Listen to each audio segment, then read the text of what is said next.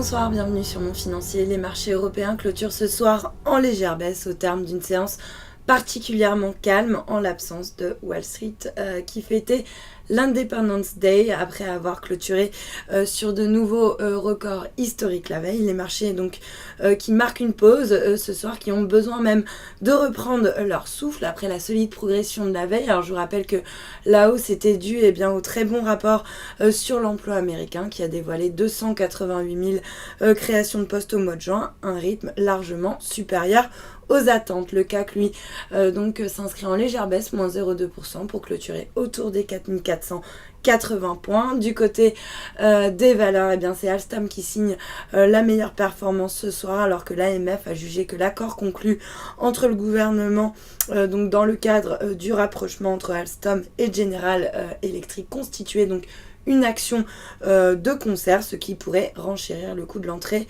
de l'État au capital d'Alstom. À noter également le secteur bancaire qui se distingue en nette baisse avec par exemple Société Générale, Lanterne Rouge et BNP qui abandonnent également plus de 2%.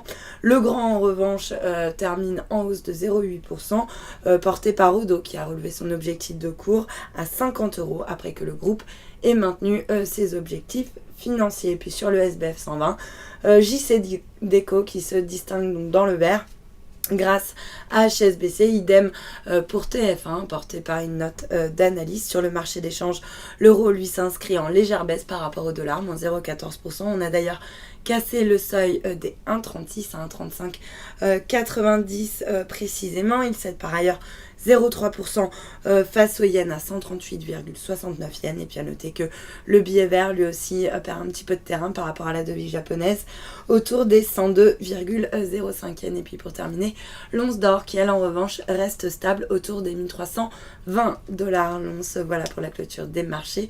Passez un excellent week-end, à lundi.